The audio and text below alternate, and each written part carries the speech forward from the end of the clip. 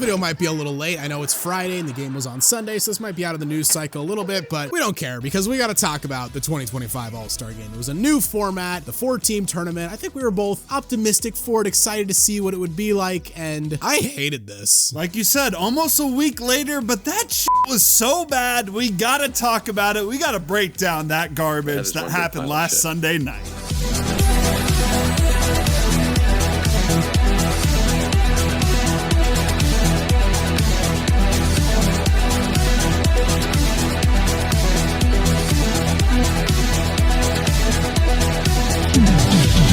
Before we start talking about the NBA All-Star Game, if you haven't already, make sure to leave this video a like, give us a subscribe, and hit that notification bell so you never miss out on one of our videos.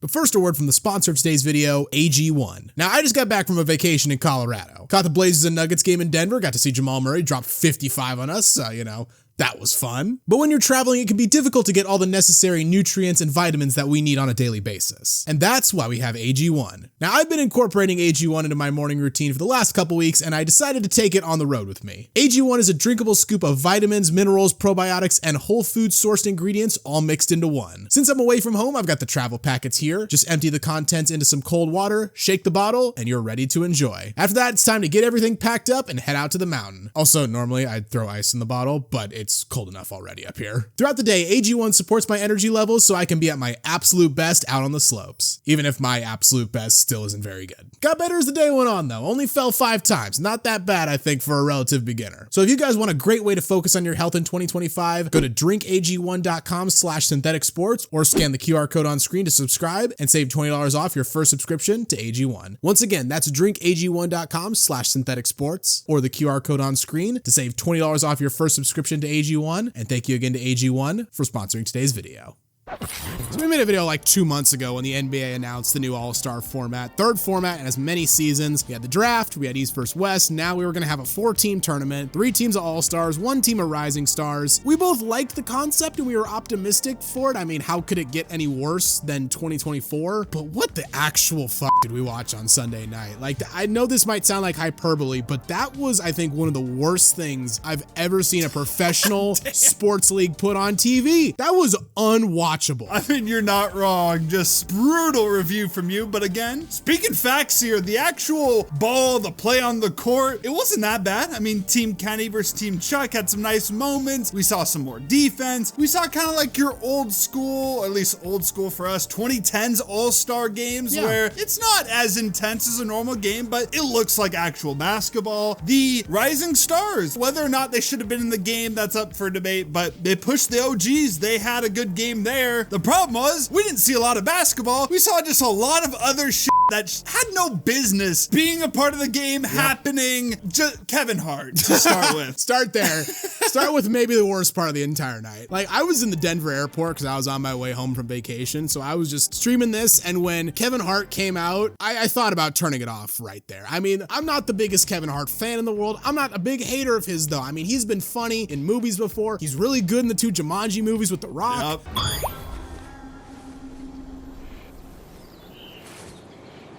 I hate this game. But really, in the big 2025, he's coming out as the host, like just trying way too hard to get a laugh. I mean, we'll get into it in a sec. By the way, funniest moment of the entire night was the Warriors cheer squad having to feign shock when Kevin Hart came out. I mean, I know this is their job. They got to act surprised, but guys, come on, pull it back a little bit. We had dudes out here clip farming some reactions. That was crazy. I mean, that's the reaction you give if like Messi comes out on stage. Not Kevin, a guy who's been involved with the NBA plenty of times. Like, if you gave me a list of like, okay, here's all the odds for the celebrities that are going to show up during All-Star Weekend, Kevin Hart is by far the favorite. Yeah, he's number 1, not even close. So the first game though, like I mentioned briefly, Team Kenny versus Team Chuck, like the effort was immediately there. It took forever for the game to start. Like it's supposed to start at 5. So it didn't start till like 5:30, 5:40. But once we got to the hoops, it wasn't too bad. But when Team Chuck got to 17 points, we got our first problem of the night, and it kind of became evident from there was going to be constant stoppages. And worst of it all was Kevin Hart on live commentary. Like,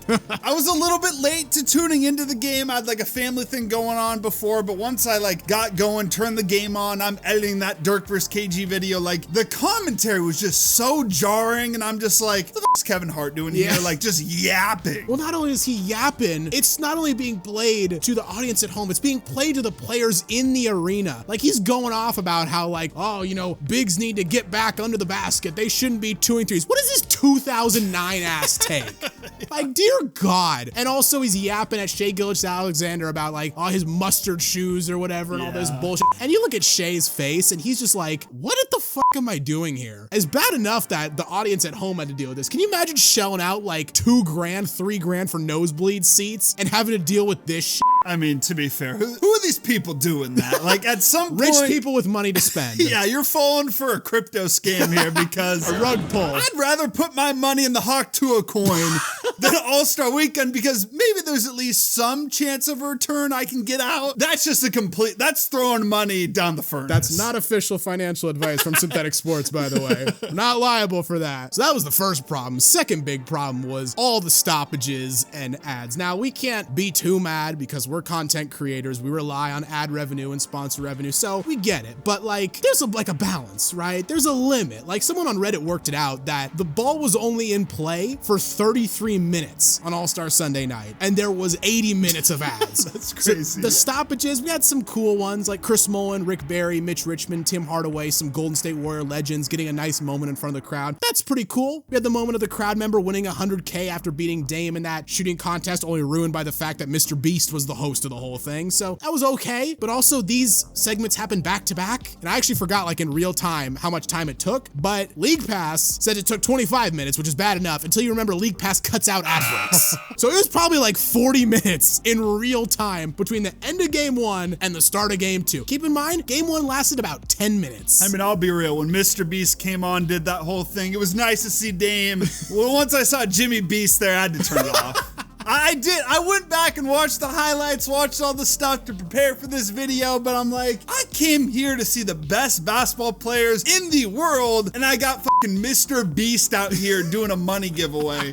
Some dude who knows nothing about ball. Like, Mr. Beast knows YouTube well. You gotta respect that to a certain extent. He knows the algorithm. Dude has zero ball knowledge, had no business being there. You couldn't get like, who's the biggest like Jesser? Jesser, You know? yeah. At Someone least like that? At least he's tangentially related with basketball, right? Right. We also had some more dumb shit. We had a mini concert with a bunch of Bay Area artists. Now, Okay. I am not known for my good music taste. You constantly give me shit about it. All our friends do. My music taste fucking sucks, so maybe this is a me problem, but I had no idea who any of these people were. I don't think they should have a concert. To give them some respect, I do like the idea of, you know, the Bay Area people. You bring them out, let them, you know, showcase their skills. That's fine. Not a fan of like the concert during the All-Star game. Maybe beforehand, you know, get the crowd hyped up if you want to do something like that. Respect to the artists for doing those things. I want to say that, but this ain't the Super Bowl. It's not, no. Like, I'm not staying for a whole concert when, again, I just want to watch some basketball, the best players, show some skill out there. Like, it's not needed. And one of the worst parts of the night, again, I didn't see this. I showed up late to watching it. Draymond Green, we've known this for a while. It's gotten even worse as he's gotten older. The dude is so insufferable. Yeah. The one point I somewhat agree with that he mentioned is like the Rising Stars didn't really have business being there. Like, it is a little bit disrespectful for the guys who earn their spot. Like, I understand that point, but why are we bringing up a dude to talk about the All-Star weekend, a weekend, a celebration of basketball, middle of the season, Super Bowl just ended. Yeah. It's the NBA for the rest of the year, and he's just gonna shit on the product, not just the All-Star game, but just basketball in general the entire time. Well, I mean, they bring him on. They're like, hey, Draymond, how excited are you for the, you know, Rising Stars versus the OG on a scale from 1 to 10? And this motherfucker said 0. Yes. Like, good God. And then the most egregious segment of the night was we had a 10+ minute goodbye segment to Inside the NBA, a show that, by the way, is probably not ending. Like, this is the point in the night I was getting pissed my plane kept getting delayed. I was binge watching the Harry Potter movies and had Deathly Hallows Part 2 loaded up for the flight. Like, I wanted to watch that. What? Why was this? Why? Again, I was already tuned out by this point, but I went back and watched it, and yeah, that wasn't it. My question is, what was the longer stoppage? Was it LeBron breaking the all-time points record? Ooh. Or was it that? It might be close. It might be close there. And which one is more historically significant? I don't know. LeBron breaks a record we thought was all but impossible to break, and a TV show ends. And again, like, the problem this year, obviously, as everyone knows, it wasn't the players. Like, the players gave enough effort. They did their job. But how are you going to tell the players, we need to keep this serious? We need to actually try hard. And then you got all these inside the NBA guys with their damn gone fishing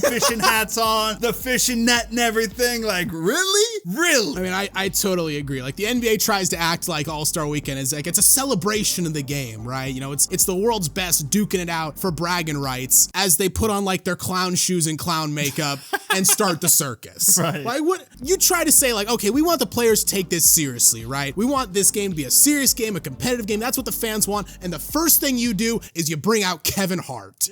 Why'd they go and do that? The NBA took this about as unseriously as possible. Like, Kevin Hart's yapping, Draymond shitting on the whole thing, Shaq going off mid-game about how Bull could be just as good as Wemby if given the chance, Kevin Hart and Shaq making unfunny tall and short jokes, Kevin Hart saying Shaq looked like a porn director when he's just wearing a normal suit.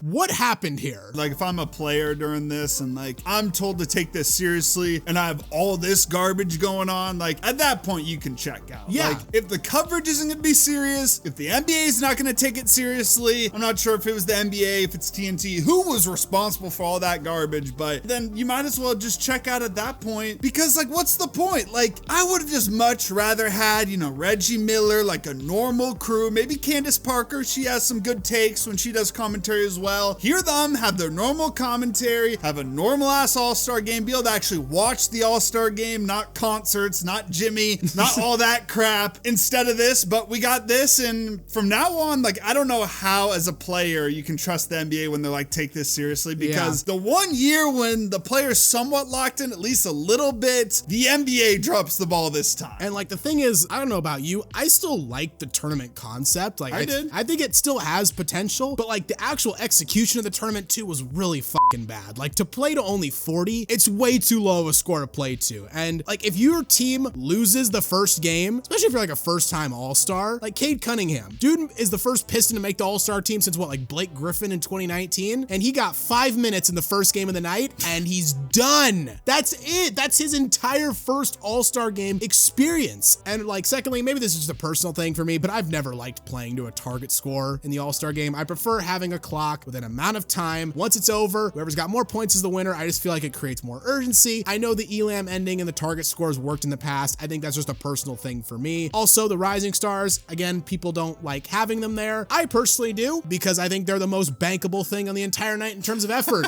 Like, they gave us the best game of the night.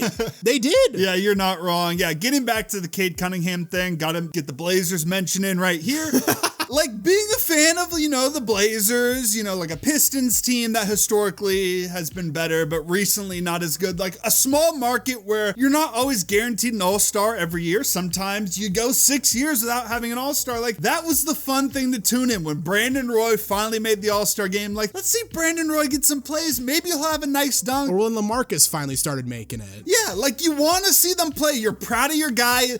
They get their due. And then to play 5 minutes, like, especially for a guy like Cade, who's worked so hard to build up that Pistons team, has improved so much this year. Would have loved to see more from him, but it didn't happen. And part of that is how this tournament works. And I don't think it was a bad idea, like you said, but that's just so tough. And then the Rising Stars thing, I know people have said like, oh, replace them with the All-Star Snubs team. Seriously, like, if you want to have more All-Stars, just have more All-Stars. Just expand it to like 28 or 32 or something. Do more All-Stars. Don't do this like participation trophy bullshit. bullshit. Well, yeah, that would be insanely disrespectful. It's like, hey, LaMelo Ball, like, you weren't good enough to make it, but do you still want to come just cause? Or do you want to go on vacation for like a week and like rest up, right? Yeah, I'm all for expanding the All-Stars, and I do completely agree. Like, the rising stars, they're going to play hard. They're going to give it the effort. I just do feel like it is a little bit disrespectful to the All-Stars, but I say expand it. Why not? So much talent in the league. So many guys deserve the All-Star this year. Norman Powell should have been the All-Star game. Would have loved to see him. Expand it a little bit. Give those guys a chance, you know, get some accolades under their belt. Yeah, I mean, I'd be fine with it. But now also, apparently the NBA is considering adding a one-on-one tournament to next year's All-Star weekend. And Adam Silver, I don't think he's the worst commissioner in all of sports like some people say it is, but what the fuck is this guy's, like, obsession with tournaments? Dear God.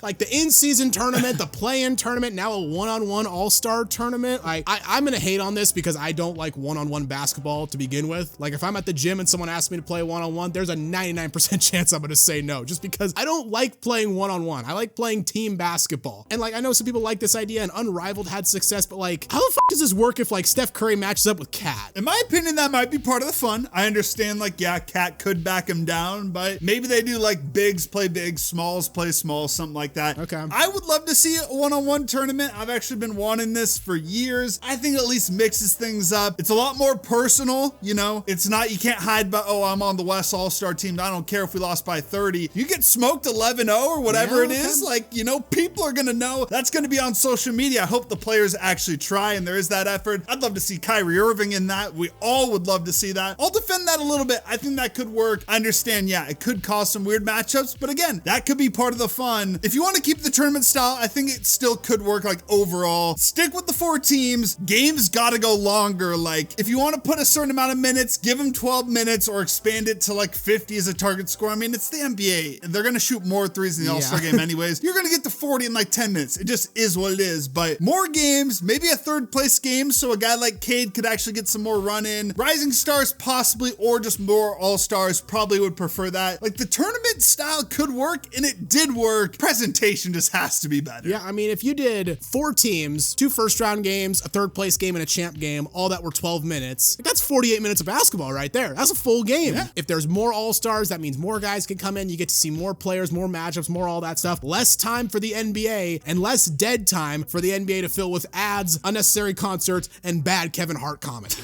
Like, if you want to stick with the tournament, you can stick with the tournament. If you want to go back to East versus West, just do it. There's not really much we can add to that format, but like, honestly, me personally, I'm at the point where I'm almost ready to accept the All-Star game is a lost cause because like, unfortunately, a lot of the reasons why the All-Star game is bad are kind of just unfixable. Like the proliferation of the 3-pointer, the All-Star game has kind of always just been a more casual version of an actual NBA game. And in actual NBA games, a lot of the times guys are just chucking up threes. So in the All-Star game, same thing. Guys just chuck up threes. And also with like, you know, the defense and effort thing, all it takes is like one dude fucking around to throw off the entire thing. And like the NFL gave up on the Pro Bowl, so it's not like there isn't precedent for it or anything. So at this point, like if you're the NBA and you can't put on a decent All-Star game, maybe we're at the point where we just shouldn't put one on at all.